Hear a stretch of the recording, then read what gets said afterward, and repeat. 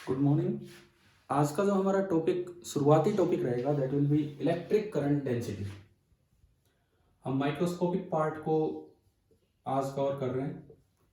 तो इसके अंदर जो हमारा पहला टॉपिक आज का है दैट इज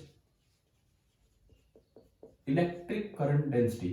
सिंबल उसका होता है जे और ये एक वेक्टर क्वांटिटी है। करंट तो स्केलर क्वांटिटी है लेकिन करंट डेंसिटी एक वेक्टर क्वांटिटी है। कैसे डिफाइन होगी इस चीज को हम देखते हैं। इस तरह से ये वेक्टर बना। देखो डायरेक्शन तो करंट के पास भी है परंतु वो स्केलर है क्योंकि वो वेक्टर एडिशन लॉज को फॉलो नहीं करता है। करंट डेंसिटी कैसे डिफाइन होती है? सपोज मैंने ये कोई एक वायर ली जिसका क्रॉस सेक्शन एरिया है डेल्टा एस। मान लो मैंने ये कोई भी एक वायर ली जिसका कि मुझे area of cross section delta S दिया गया है और इस पूरी वायर में डेल्टा आई करंट फ्लो कर रहा है, मतलब इस पूरे एरिया में से और यूं जा रहा है, पूरे में बराबर बराबर बटा हुआ है। इस तरह से ये करंट है और पूरी वायर में से डेल्टा आई करंट निकल के जा रहा है, डेल्टा आई। तो जो एवरेज करंट डेंसिटी है इस पूरे सरफेस से, पूरे क्रॉस सेक्शन से, that will be delta I upon delta S. Current per unit area, this is known as current density.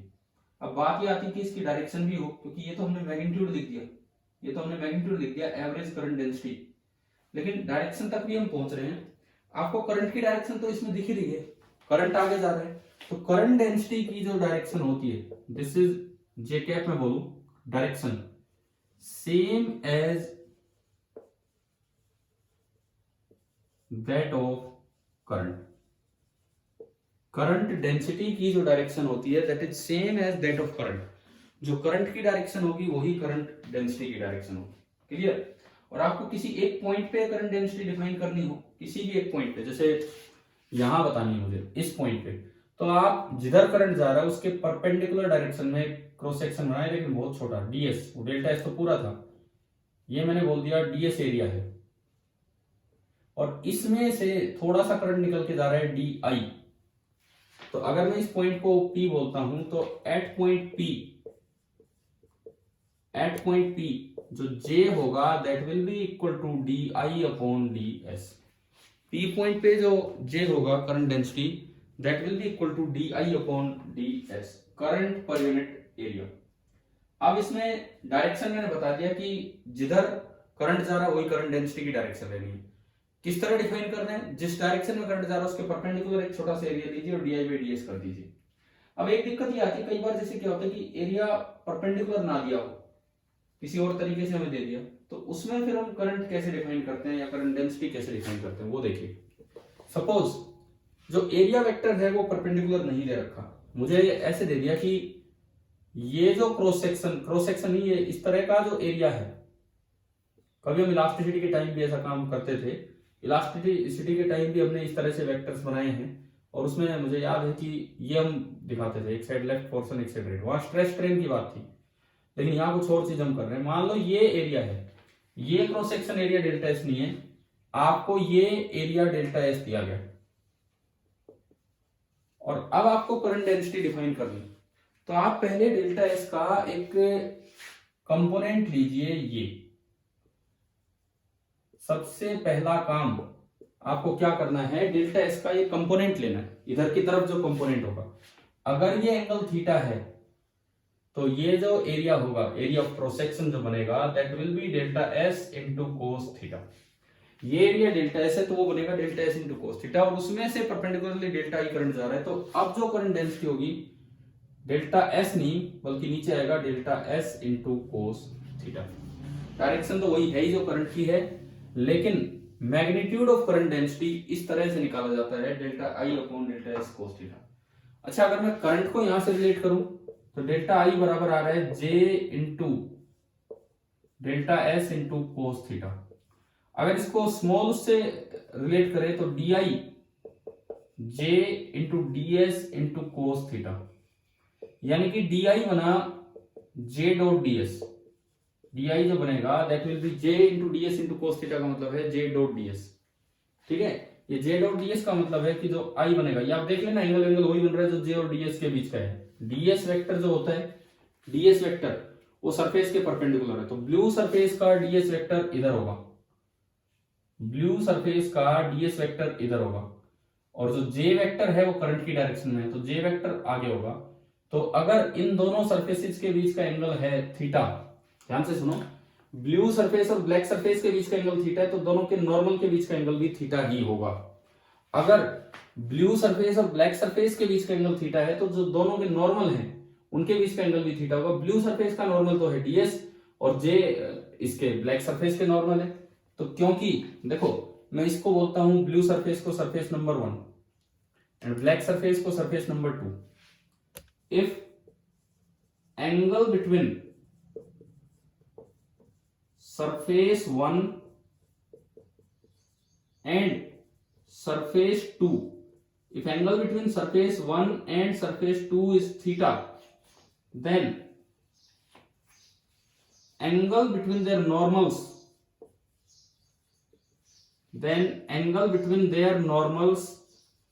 is also theta। अब ब्लू सरफेस के बीच, ब्लू सरफेस का नॉर्मल तो है डीएस, जिसका मतलब है angle between D S vector and black surface के नॉर्मल है J, and J vector is theta. तो अगर कहीं J into D S into cos theta लिखा है तो मैं उसको लिख सकता हूं D I is equal to J dot D S. Clear? और यहां से मेरे पास आई का फॉर्मूला आ गया, I is equal to integral of J dot D S. I is equal to integral of J dot D S. अगर आपको कोई करंट डेंसिटी पता है तो उससे करंट इस तरीके से निकाला जाएगा, I will be equal to integral J dot d S. अब इसमें दो बातें हैं जो आपको ध्यान रखनी है। देखो,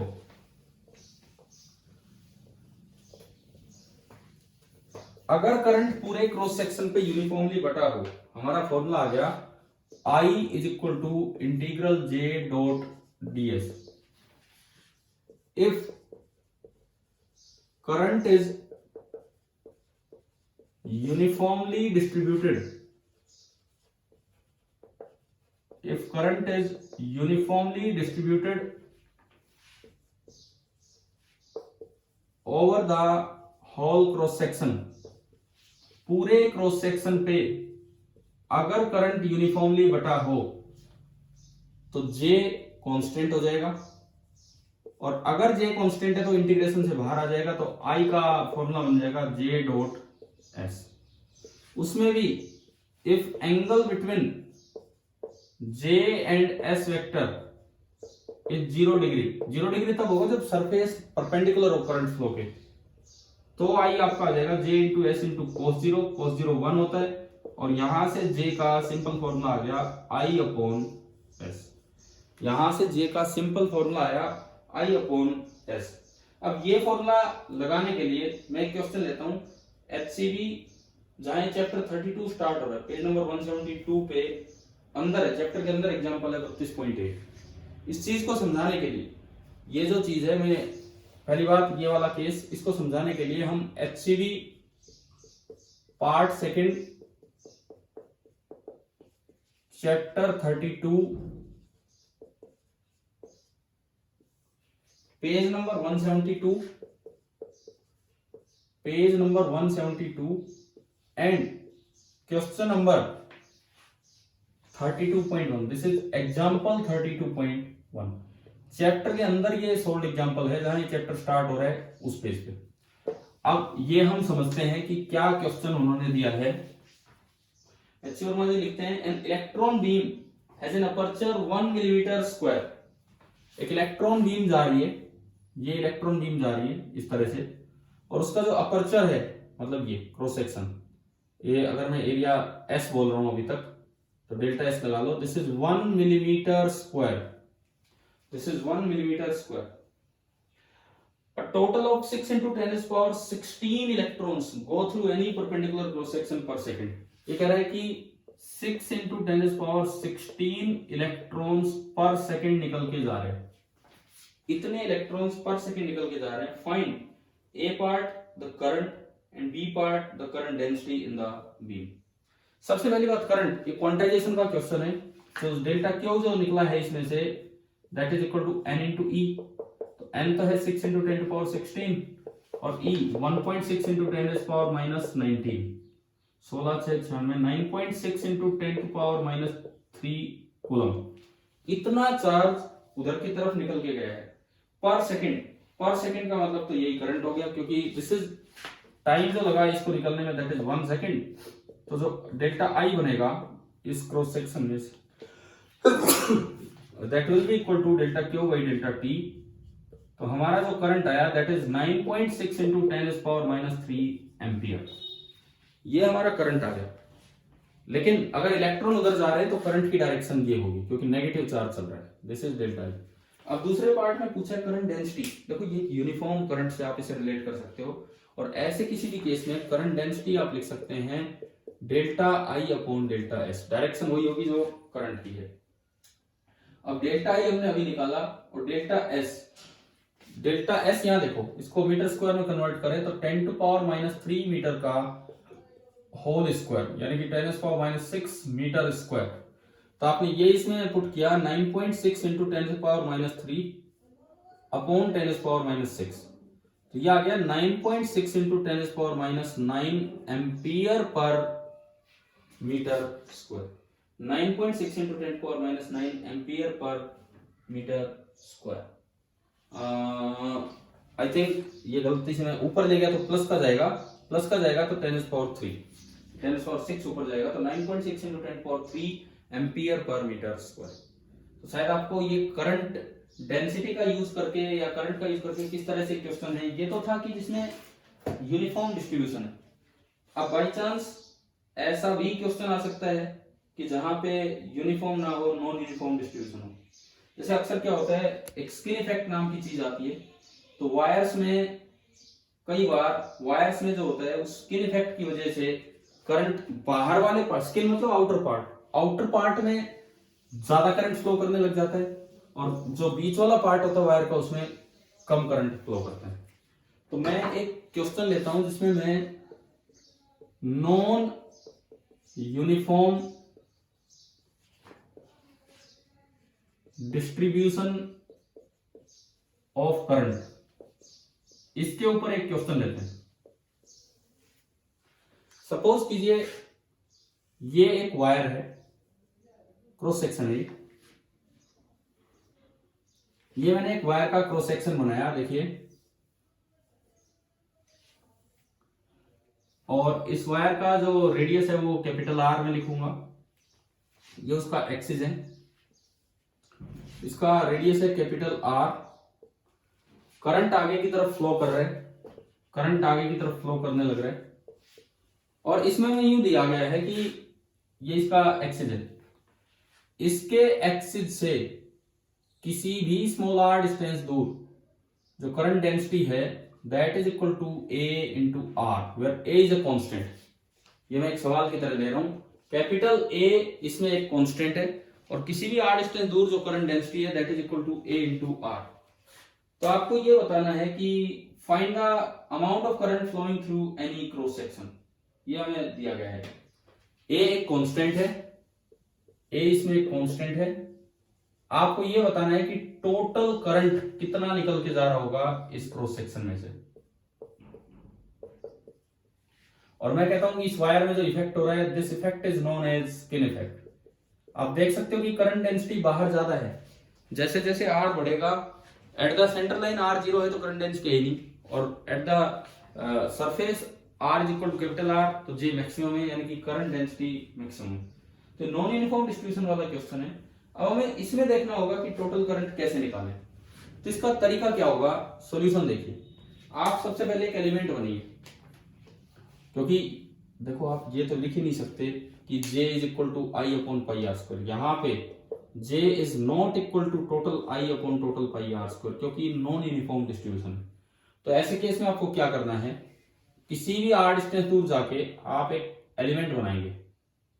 मैं इसको दोबारा बना के दिखाता हूँ ये डायग्राम, किस तरह से ऐसे नॉन यूनिफॉर्म डिस्ट्रीब्यूशन वाले क्वेश्चंस करंट डेंसिटी के हम सोल्व कर पाएंगे। ये आपका पूरा क्रॉस सेक्शन है, मैं थोड़ा बड़ा बना रहा हूं। आप सेंटर से आप r डिस्टेंस दूर गए और यहां सेंटर से r डिस्टेंस दूर जाके आपने एक क्रॉस सेक्शन बनाया। यहां आपको करंट डेंसिटी पता है J, that is equal to A into r. आप थोड़ा और आगे जाओ dr, ये इतना थोड़ा है कि आप करंट डेंसिटी ऑलमोस्ट यही मान सकते हो। आप इसमें करंट डेंसिटी ऑलमोस्ट यही मान सकते हो। अब ये जो एरिया बना, ये जो स्ट्रिप बनी, इस स्ट्रिप का एरिया है 2 pi r into D R. ये दिख गया होगा आपको, लंबाई 2 पाई r, चौड़ाई dr। तो जो ब्लू कलर की स्ट्रिप बनी है, इसका जो ds होगा, आगे की तरफ ये एरिया परपेंडिकुलर होता है, और उस ds का मैग्नीट्यूड है 2 pi r into D R.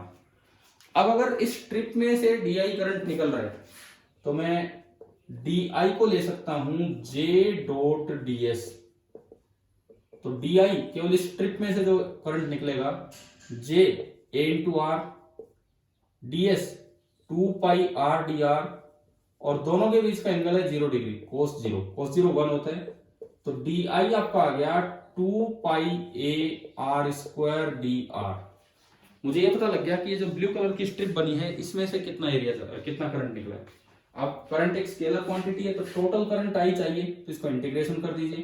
तो 2 पाई a तो कांस्टेंट है, r स्क्वायर dr, और r की लिमिट आपको यहां से नजर आनी चाहिए 0 से कैपिटल R। जब आप ये i सोल्व करेंगे तो 2 पाई a r क्यूब बाई 3, 0 से कैपिटल R, और जब लिमिट पुट करेंगे तो जो टोटल करंट निकल के आया वो आया 2 by 3 pi a r cube, 2 by 3 pi a r cube. तो शायद करंट डेंसिटी कुछ समझ में आई होगी कि करंट डेंसिटी क्या होती है, किस तरह वो करंट से रिलेटेड है। और अब अगर आप करंट डेंसिटी और ड्रिफ्ट स्पीड का रिलेशन लिखना चाहें तो वो भी आप लिख सकते हैं। करंट डेंसिटी और ड्रिफ्ट स्पीड में आप अगर रिलेशन लिखना चाहें तो, क्योंकि कल एक चीज हमने पढ़ी थी, बिल्कुल सेम वैसे ही वो बन जाएगा। देखिए, आखिरी काम इस लेक्चर का हम कर रहे हैं, relation between current density and drift velocity, दोनों वेक्टर क्वांटिटी हैं। ये आपने एक ट्यूब ली, ये आपने कोई भी एक ट्यूब ली, ट्यूब मतलब ट्यूब कोई पानी फ्लो नहीं करवा रहा हूं, लिक्विड फ्लो नहीं, मतलब करंट ही फ्लो करवा रहे, वायर ली। सपोज कीजिए करंट इधर जा रहा है, अगर मेटल की वायर है तो इसका मतलब है इलेक्ट्रॉन अपोजिट डायरेक्शन में आ रहे होंगे विद ड्रिफ्ट स्पीड vd। अगर करंट आगे जा रहा है तो इलेक्ट्रॉन अपोजिट डायरेक्शन में आ रहे होंगे विद ड्रिफ्ट स्पीड vd। अब देखिए, इसके बाद हम जानते हैं कि यहां करंट होता है NEAVD। J, ये सिंपल वाला केस है, यूनिफॉर्म डिस्ट्रीब्यूशन, तो I बाई A। पहले मैंने J का मैग्नीट्यूड निकाल लिया, J का मैग्नीट्यूड आ गया NEVD। N था, N आपको पता है number density of free electrons, carrier की नंबर डेंसिटी। तो J का जो मैग्नीट्यूड है, J का जो मैग्नीट्यूड है वो आ गया NEVD। अब डायरेक्शन ऑफ J, करंट जिधर है उधर ही J होगा, करंट आगे है तो J वेक्टर आगे होगा और VD वेक्टर पीछे है, तो direction wise J cap is equal to minus VD cap. अगर आप इन दोनों को मल्टीप्लाई करते हैं तो mod J into J vector J minus NEVD। तो मेटल में करंट डेंसिटी और ड्रिफ्ट स्पीड में ये रिलेशन होता है। N का मतलब मैं फिर लिख देता हूं, N था number of free electrons per unit volume, number of free electrons per unit volume. तो ये हमने देखा करंट डेंसिटी और ड्रिफ्ट स्पीड में रिलेशन। तो शायद यहां तक ये लेक्चर समझ में आया हो करंट डेंसिटी से रिलेटेड। अगली क्लास में हम नेक्स्ट पार्ट पढ़ेंगे माइक्रोस्कोपिक इसी का, तब तक आप ये पढ़िए। Thank you.